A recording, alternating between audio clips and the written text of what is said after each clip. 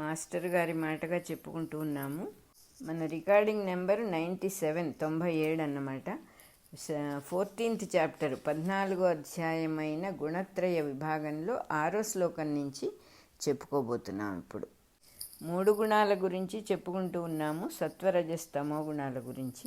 ఇక్కడ ఏం చెప్తున్నారంటే, సత్వము అనేది నిర్మలత్వంగా ఉంటుంది, నిర్మలమైనటువంటి ఏ మలినాలు లేనటువంటి గుణం, ఏ దోషము లేనటువంటి గుణం. అది చూసేవాడి నుంచి వచ్చేటటువంటి ప్రకాశమే ఆ అనుభవం. అందువల్ల అందులో మోసం ఏం లేదు. మోసం అంటే మనస్సు ఇంద్రియాలు కలిసి ఉన్నదాన్ని వేరే రకంగా చూపించే ప్రాసెస్ ఈ సత్వగుణంలో ఉండదు. ఎట్లాగైతే కంటి జబ్బు లేనివాడు కళ్ళజోడు లేకుండా హాయిగా లోకాన్ని చూస్తాడో, సత్వగుణం కలవాడికి సృష్టిలో పరబ్రహ్మతత్వం ఉన్నదిన్నట్టుగా అనుభవానికి వస్తుంది. అయినా కూడా వేరుగా అనుభవించబడుతోంది కాబట్టి తన అనుభవంతో జీవుడిని బద్ధుణ్ణి చేస్తుంది. అది తెలిసేది క్లియరే, ఉన్నది అంత సర్వత్రా పరబ్రహ్మ వస్తువే అని తెలుసుకోవాలంటే నిర్మలమైన సత్వగుణం ఉన్నవాడికి అది తెలుస్తుంది. అంత మటుకు సరే, కానీ మళ్ళీ అందులో కూడా ఆ అనుభవానికి లొంగిపోవటం జరుగుతుంది. మళ్ళీ బంధం వచ్చేస్తుంది ఆ అనుభవంతోనే. ఎట్లా ఉంటుందంటే, బాగుంది కదా, రుచిగా ఉంది కదా అని మందైనా సరే, చవనప్రాసం నోటికి కమ్మగా రుచిగా ఉంటుంది. అది ఉంది కదా అని నోటికి రుచిగా ఉందని విపరీతంగా తింటే మళ్ళీ అది తేడా చేస్తుంది. అట్లాగే సంగీతం అంటే నాకు చాలా ఇష్టం అండి అని అన్ని పనులు ఆపేసి ఎక్కడ సంగీతం వినపడ్డా ఉన్నవాడు ఉన్నట్టుండి నిల్చొని వింటూ ఉంటే అది ఇబ్బంది కలుగుతుంది. అట్లా దాన్ని సుఖ సంగము అంటారు. ఈ సుఖ సంగం అనేది మనకి సత్వగుణంలో బాగా ఉంటుంది అని చెప్పి చెప్తూ ఉన్నారు. అది నిజంగా అనుభవైక వైద్యమే. ఎవరికైనా కూడా చాలాసార్లు ఈ అనుభవం అయ్యి ఉండొచ్చు. ఎందుకంటే మనకి బాగా నచ్చిన పనులలో ఇరుక్కుపోతూ ఉంటాము. అది చాలా న్యాచురల్. ఆ నచ్చిన పనులు అనేది ఎంత ఎక్స్టెంట్ ఇక్కడ చెబుతూ ఉన్నారు. ఎంత ఎక్కువ చేస్తుందో అది మన వీక్నెస్ని అని చెప్తూ ఉన్నారు. సుఖస్థితిలో సంగదోషం ఉంది. కొత్తగా అభ్యాసం చేసేవాళ్ళు, కొత్తగా పూజలు చేసేవాళ్ళు అహోరాత్రాలు దీక్షలోనే ఉండటం చాలా మంచిదండి. ఆ కొత్తల్లో ఒక మోజు ఉంటుంది. ఆ మోజు వల్ల ఏం చేస్తామంటే అతి చేస్తాం కొంచెం ఆ విషయంలో. అందులోనే చాలా గొప్ప అండి. దీక్షగా ఉంటాను నేను. 24 hours నిద్రపోకుండా జపం చేసుకుంటూనే ఉంటాను. ఇదేంటంటే అతి కొంచెం. దీన్ని సంగదోషం అనే అంటారు. అంటే ఒక చోట ఇరుక్కొని పోవటం అన్నమాట. సత్వగుణంలో ఇదొక సమస్య ఉంది అని చెప్తూ ఉన్నారు. ఆ సంగదోషానికి లోబడకుండా చూసుకోగలిగితే వాడికి సత్వగుణమే మోక్ష ద్వారం అయిపోతుంది. అందువల్లనే మిగిలిన 2 గుణాల కంటే కూడా దీనికి ప్రత్యేకమైన గౌరవం ఉంది సత్వగుణానికి. ఎందుకంటే సత్వగుణం ద్వారానే వాడు మోక్షద్వారం వైపు వెళ్తాడు. సత్వగుణమే మోక్షద్వారం వాడికి సంగదోషాన్ని తీసేసుకున్నప్పుడు అని చెప్తూ ఉన్నారు ఇక్కడ. ఈ అనుభవం నాకు కూడా అయింది ఒకసారి. ఇది ఆ రోజుల్లో నాకు తెలియదు ఇలా జరుగుతుందని. ఎవరికైనా కొత్తగా చేసేవాళ్ళకి తెలియదు. కళ్ళు మూసుకొని కూర్చోవటం, అరగంట కూర్చోవటం, గంట కూర్చోవటం, కూర్చోంగా ఒక సుఖం హాయిగా ఉంది అనిపిస్తుంది. లోపల నుంచి ఒక ఆనందం వస్తుంది, హాయిగా ఉంది అనిపిస్తుంది. లేవబుద్ధి కాదు. తెల్లవారుజామున 5 గంటలకు కూర్చుంటే 6 అయింది, 7 అయింది, ఇంట్లో గెస్ట్లు ఉన్నారు, వాళ్ళకి కాఫీలు ఇవ్వాలి, వాళ్ళని చూసుకోవాలని తెలుసు. ఒక పక్కన అది తెలుస్తూ ఉంది, కానీ లేవబుద్ధి అవ్వదు. చివరికి ఇంకో అరగంట కూడా కూర్చొని బలవంతంగా లేవాల్సి వచ్చింది. అది ఎందువల్ల జరిగిందో నాకు అప్పుడు తెలియదు. ఇప్పుడు మాస్టర్ గారి పుస్తకం చదువుతూ ఉన్నప్పుడు తెలుస్తోంది. దీన్నే సంగదోషము, సత్వగుణ సంగదోషము అంటారనమాట. అది బాగుంటుంది, సందేహమే లేదు అందులో. బాగుంది కదా అని పనులన్నీ మానుకొని కూర్చుంటే ఏమొస్తుంది?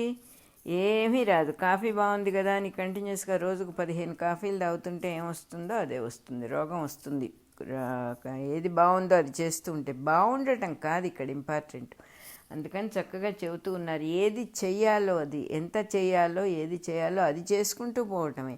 అందుకే మనకి ముందు నుంచి చెప్తూ ఉన్నారు, రిజల్ట్ ఓరియంటేషన్ లేకుండా చేయాలి పనులు. నీకు బాగుంది కాబట్టి చేయటం, బాగాలేదు కాబట్టి మానేయటం. అట్లాగే బాగుంది కాబట్టి చేయకూడదన్నారని బాగుండని పనులు సెలెక్ట్ చేసుకోవటం. మనస్సు అనేక విధాల ప్రలోభ పెడుతూ ఉంటుంది. అది కాదు పద్ధతి. ఇక్కడ విషయం తెలుసుకొని చక్కగా ఆచరణ చేయాలి. ఏది చేసినా కూడా రిజల్ట్ దేనికోసం చేస్తున్నాము అంటే మనకు ఒక సమాధానం వచ్చిందంటే అది చేయకూడదు. దానికోసం ఇది చేయటం అనేది ఎందుకు చేయకూడదంటే మనం అనుకున్నది ఎట్లాగూ రాదు. రిజల్ట్ మన చేతుల్లో లేదు. చెయ్యటం వరకే మనకు అధికారం చేసి వదిలేయటమే. ఏం చెయ్యాలో ఎన్నోసార్లు చెప్పారు. ఇప్పుడు భగవద్గీత మొదలుపెట్టినప్పటి నుంచి 10 మందికి ఉపయోగించే పనే కాదా, పోనీ ఎవరికన్నా ఇద్దరికన్నా ఉపయోగిస్తుంది. ఉపయోగించే పని అయితే చెయ్యి. నిన్ను నువ్వు పద్ధతిలో పెట్టుకోవాలి. నువ్వు ఒక సాధకుడివి, సాధన చెయ్యాలి. కాబట్టి సాధన వల్ల నేనేం పొందుతాను, ఓహో మోక్షం పొందుతాను కదా, తప్పకుండా చేయాలి. అలా రిజల్ట్ ఓరియంటెడ్గా ఆలోచించి చెయ్యొద్దు. చెయ్యవలసినవి చేసుకుంటూ వెళ్ళిపోండి అని మళ్ళీ మళ్ళీ కూడా చెప్తూ ఉన్నారు. చెయ్యదలచినది చెయ్యొద్దు, చెయ్యవలసినది చెయ్యండి అని చెప్తూ ఉన్నారు. ఇక్కడ ఇంకో మాట కూడా చెప్తూ ఉన్నారు. సత్వగుణానికి సుఖ సంగమే కాకుండా జ్ఞాన సంఘం కూడా ఉంది. అంటే మళ్ళీ ఇంకొక చోట ఇరుక్కుపోవటం అనేది. సుఖంలో అలాగే కూర్చుంటాడు సత్వగుణం వాడు.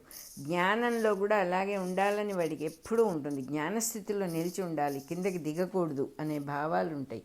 అటువంటి భావాలు, అటువంటి ఆశలు, అటువంటి కోరికలు దాన్ని జ్ఞాన సంగము అంటారు. ఇట్లాంటి జ్ఞాన సంఘంలో ఇష్టం ఉన్నవాడు, అభిలాష అంటే ఇష్టం ఉన్నవాడు తప్పకుండా అజ్ఞానంలో పడిపోతాడు. ఇదేని సంగము అనేదే దోషం. అసలు దేంతో అయినా సరే నువ్వు అతుక్కున్నావా, నిర్మలమైన స్వచ్ఛమైన పరమాత్మ తత్వం నీలో ఉన్నది. నిరాలంబ స్థితి నువ్వు పొందవలసింది. నువ్వు ఉన్నది నిరాలంబ స్థితే. అది తెలుసుకోకుండా నువ్వు దేన్నో ఒకదాన్ని పట్టుకొని నేను జ్ఞానాన్ని పట్టుకోవాలి, నేను సుఖానుభూతిని పొందాలి అనే ఐడియాలు పెట్టుకోవటం అజ్ఞానంలో తప్పకుండా పడతాడు అని చెప్పి ఇంకా కూడా చెప్తున్నారు. జ్ఞాన సంగము లేని జ్ఞానము, సుఖ సంగం లేని సుఖానుభవం. అంటే సుఖం కోసం చేయకుండా ఉండేది అప్పుడు అప్రయత్నంగా వచ్చే సుఖానుభవం, ఆ అప్రయత్నంగా వచ్చే జ్ఞానం పతనము లేని సుఖస్థితిని ఇస్తాయి. అక్కడ పతనం లేదు. దాన్ని నువ్వు ఆశపడకుండా మనస్సులో వచ్చిన దాన్ని వచ్చినట్టుగా యాక్సెప్ట్ చేసి ఏది కోరకుండా ఉండేటటువంటి పద్ధతిలో నిజమైన సుఖం అదే. దానికోసం ప్రయత్నం చేయటం కాదు. జ్ఞాన సంఘం లేకుండా ఉండటమే జ్ఞానం అంట. అంతేగాని జ్ఞానం కోసం ప్రయత్నించటం కాదు. అదేవిధంగా రజస్సుకి తమస్సుకి భయపడి తప్పుకోవటానికి ప్రయత్నం చేసేవాడి పద్ధతి కూడా కరెక్ట్ కాదు. ఏది వద్దనుకుంటాం అది తప్పకుండా జరుగుతుంది. ఎందుకంటే వద్దు అనుకుంటాం అనేది ఆ స్మరణే జరుగుతుంది. పైగా ఇంకా ఎట్లా జరుగుతోంది, వద్దనేది కావాలి అనే దానికంటే వద్దనేటటువంటి వైరభక్తి చాలా స్ట్రాంగ్. ఆ స్ట్రాంగ్నెస్ వల్ల అది తప్పకుండా ఎవరిని నిద్రలేచి చూడకూడదు అనుకుంటామో వాడే వచ్చి ఎదురుకుండా నిల్చుంటాడు. చాలా ఆశ్చర్యం వేస్తాయి ఇలాంటి విషయాలు. ఏదో జరుగుతుందని భయపడుతూ ఉన్న కొద్దీ అదే జరుగుతుంది. ఎందుకంటే ఆ భయమే అట్రాక్ట్ చేస్తుంది. భయము, వైరము, వద్దనుకోవటము ఇవన్నీ కూడా చాలా స్ట్రాంగ్. సాత్వికత్వం లేదు వాటిల్లో. అందులో సాత్వికత్వం లేనందువల్ల చాలా గట్టి పట్లు అన్నమాట అవి.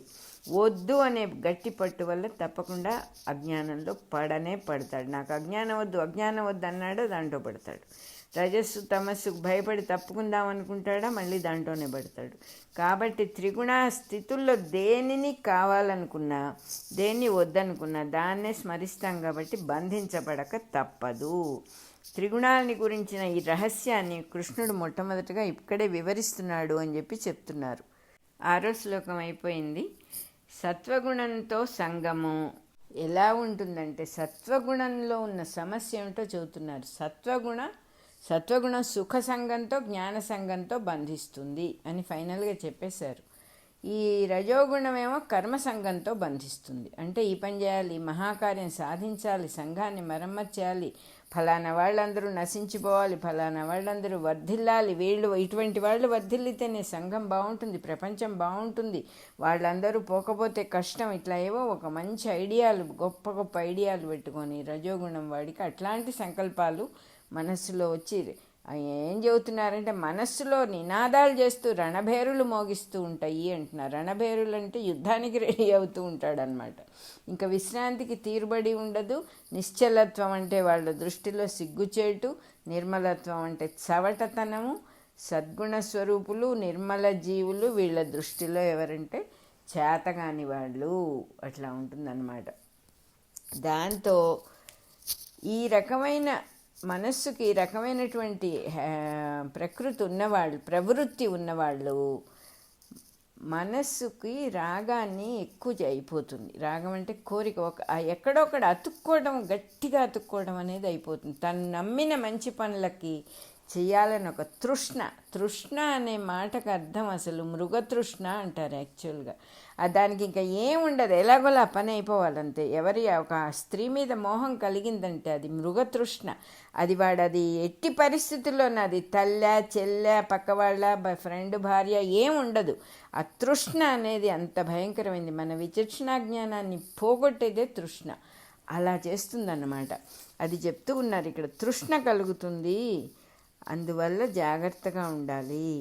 తృష్ణ అంటే మనస్సుకు దప్పిక వంటి స్థితి అంటున్నారు. దాహం, ఆ దాహం వచ్చిందంటే అది తీరితేనే ఊరుకుంటాడు, లేకపోతే ఊరుకోడు.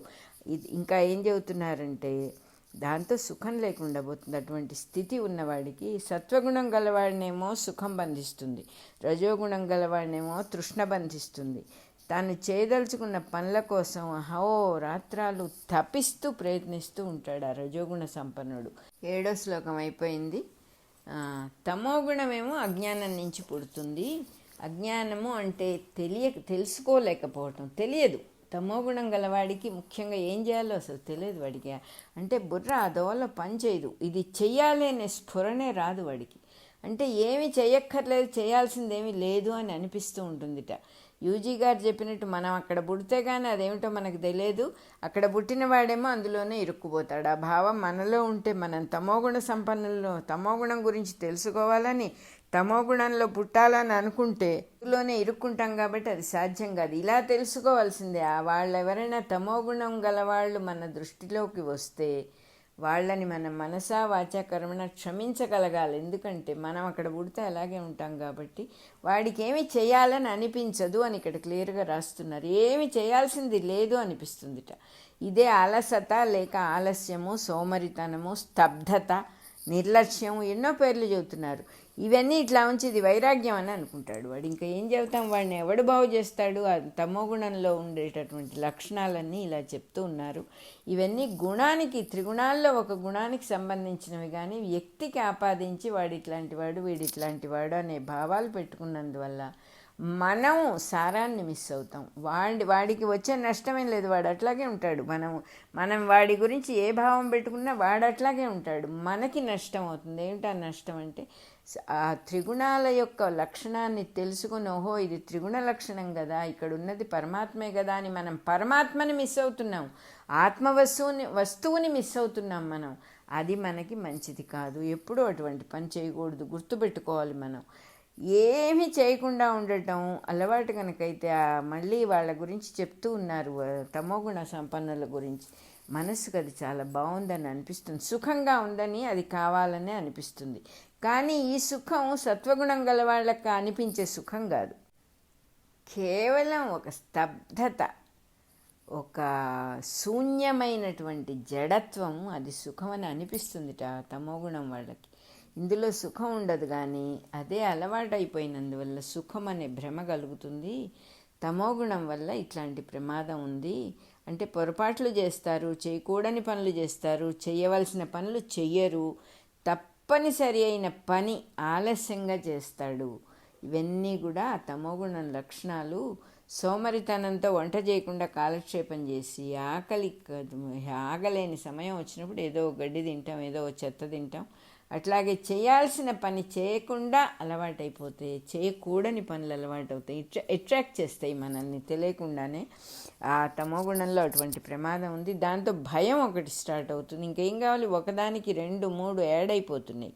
భయం స్టార్ట్ అవంగానే ఎన్నో భయాలతో, ఏమిటా భయాలు? రైలు అందదేమో అని భయం, ప్రయాణానికి టైం అయిపోతుంది, రైలు అందదేమోనని కంగారు, వెళ్ళిన పని అవదేమోనని భయము. అసలు అవుతుందనుకుంటే అవుతుందా, అవదని భయపడితే అవుతుంది? ఏ పనైనా చెయ్యాలి, అవుతుంది అని చేస్తాము, ఏ పని చేసినా కూడా.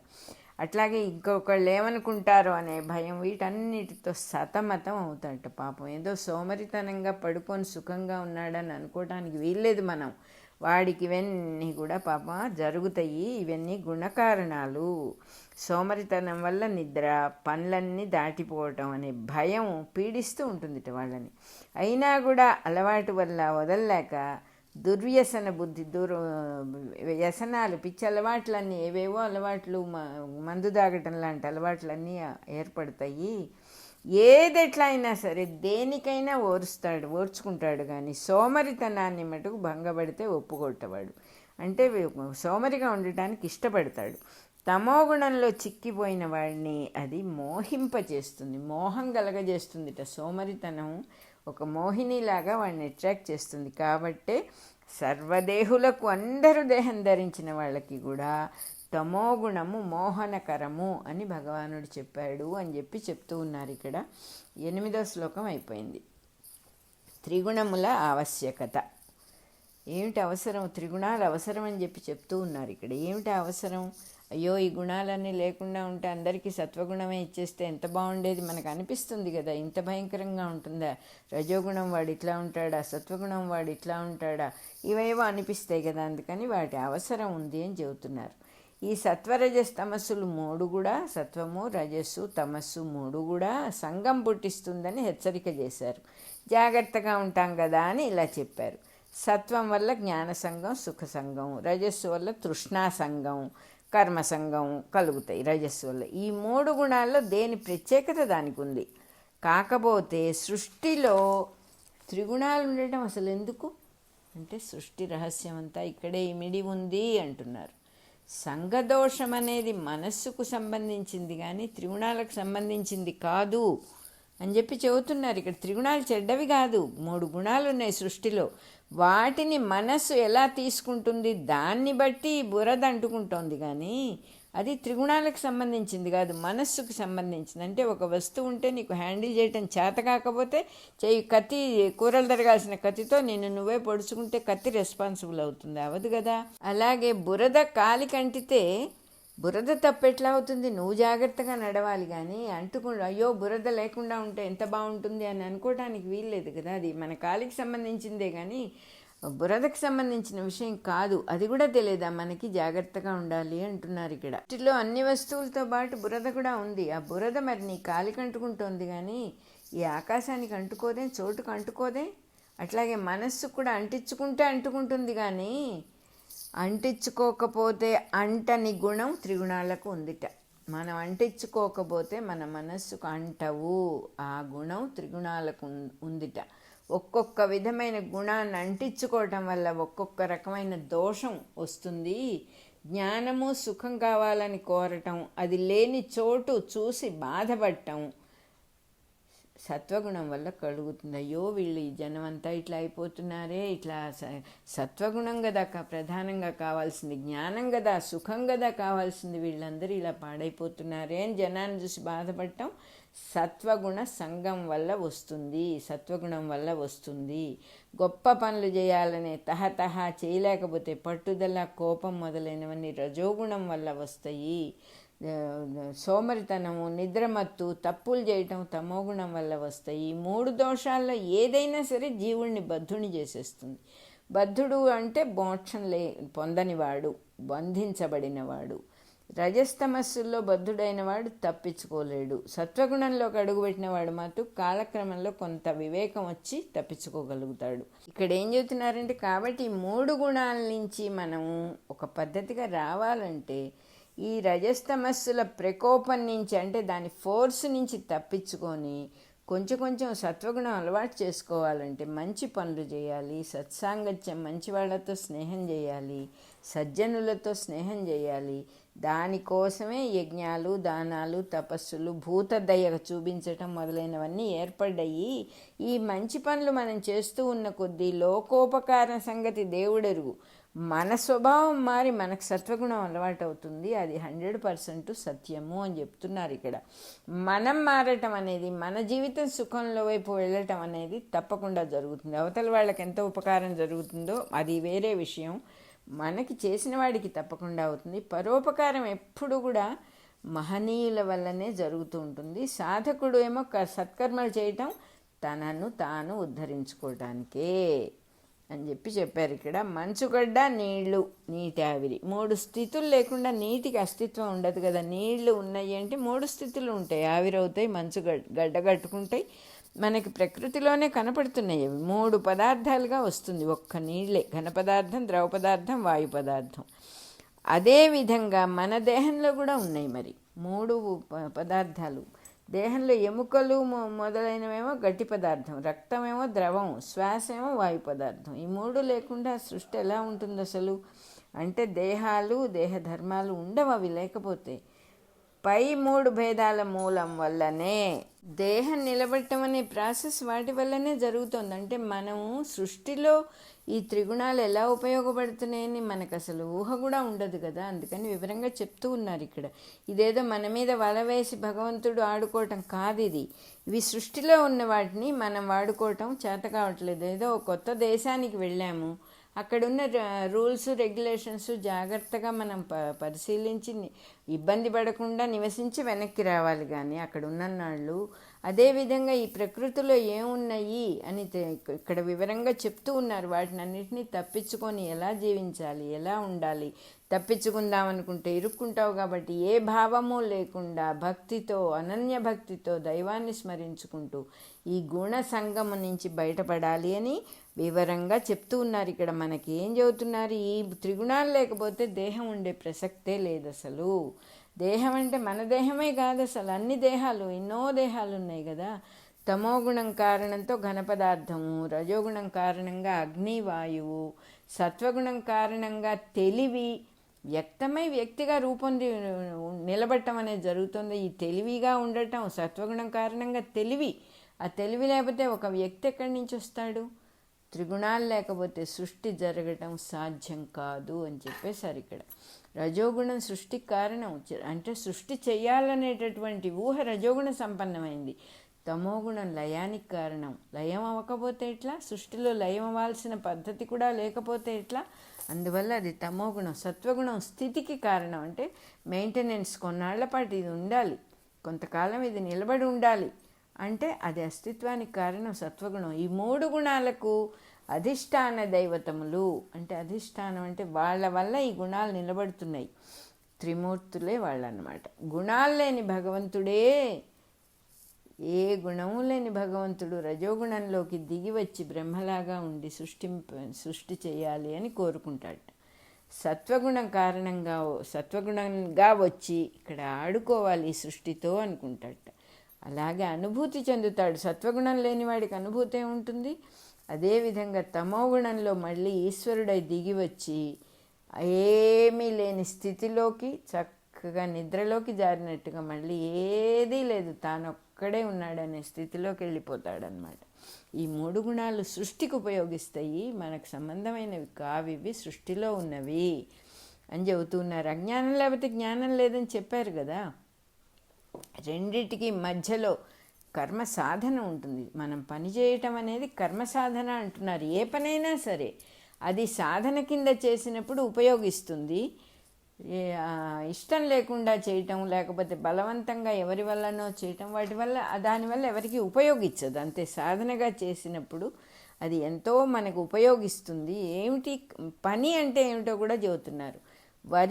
వరి గింజల మీద, అంటే బియ్యపు గింజ మీద పొట్టులాగా అజ్ఞానం ఉంటుంది తప్పకుండా. పొట్టు లేకపోతే గింజ ఇలా పెద్దదై ఏ ఇబ్బంది పడకుండా, ఏ దెబ్బలు తగలకుండా, గింజకి ప్రొటెక్షన్ పొట్టు లేకుండా వరిగింజ ఎట్లా పెరుగుతుంది? అది అవసరమే తప్పకుండా.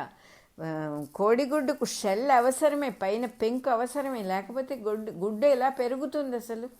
అది చెబుతూ ఉన్నారు. ఇది అజ్ఞానం అనేటటువంటి పొట్టు తప్పకుండా ఉండాలి. జ్ఞానమే లేదు అజ్ఞానం లేకపోతే అని చెబుతున్నారు. అజ్ఞానం లేనిదే జ్ఞానం లేదు. లోపలి గింజలాగా జ్ఞానం ఉంటుంది, పై పొట్టులాగా అజ్ఞానం ఉంటుంది. దంచి పొట్టు చేసుకొని బియ్యాన్ని వినియోగించటము అనే పని చేయవలసిన బాధ్యత మనకున్నది, చేసుకుంటున్నాం కదా. బుద్ధిమంతుడు అదేవిధంగా త్రిగుణాలని, అయ్యో ఈ త్రిగుణాలు ఇట్లా ఉన్నాయే, వీటిలో నుంచి ఎట్లా బయటికి రావాలనేటటువంటి నిందించటం కాకుండా చక్కగా దాంట్లో నుంచి ఒక నేర్పరితనంతో, అదొక చక్కని ఛాలెంజ్గా తీసుకొని ఎన్ని ఆటలు ఆడతాం, ఎంత నేర్పరితనం కావాలి ఒక ఆట ఆడాలంటే. ఆ నేర్పరితనాన్ని, ఆ స్కిల్ని అలవాటు చేసుకోండి అని చెప్పి చెప్తున్నారు. త్రిగుణాలు తనని బంధించకుండా తాను త్రిగుణాలను ఎలా వాడుకోవాలి అని. అంటే ఎలక్ట్రిసిటీని వాడుకోవాలి, ముట్టుకుంటే షాక్ కొడుతుంది కదా, ఎలా వాడుకుంటాం? ఛానలైజ్ చేసుకున్నాం, చక్కగా వాడుకుంటున్నాం కదా. ఎలా ఒక స్విచ్ వేయంగానే లైట్ వెలిగే సిస్టమ్కి వచ్చాం కదా. స్కిల్, అటువంటి స్కిల్ ప్రకృతిలో ఉన్న త్రిగుణాలతో కూడా అలవాటు చేసుకోవాలి, తెలుసుకుని దాని ద్వారా త్రిగుణాలని చక్కగా వాడుకోవాలి. కానీ వాటికి మనం లొంగిపోయినప్పుడు ఇబ్బందులు పడతామని చెప్పి చెప్తూ ఉన్నారు. ఎలా లొంగిపోతామో చెబుతున్నారు, ఎలా మోహపెడతాయో చెప్పారు. అన్నీ మనకి వివరంగా ఇస్తూ ఉన్నారు పాపం. ఇది సాధ్యపడాలంటే, త్రిగుణాలని వాడుకోవాలంటే వాటి స్వభావం ఏంటో తెలియాలి కదా మనకి. అందువల్లనే అటు ఆ శాస్త్రం అంతా కూడా త్రిగుణాలకు సంబంధించిందంతా కూడా ఇక్కడ చెప్పబడటం జరుగుతుంది. చెబుతున్నారు ఇక్కడ త్రిగుణాలచే ఎట్లా బంధించబడతామో. జీవులు గర్భంలో పుట్టి దేహాలు ధరించటం వల్లనే త్రిగుణాల చేత బంధించబడటం జరుగుతుంది. త్రిగుణాత్మకమైన ప్రకృతితో ఏర్పడిన దేహమునందుండియే, త్రిగుణాత్మకమైన ప్రకృతి లేకపోతే దేహం లేదు. ఆ త్రిగుణాలతో తయారైన దేహంలో ఉండి త్రిగుణాలకు అంటకుండా నివసించే స్కిల్ నేర్చుకోవాలి అంటున్నారు. ఎంత బాగుందో.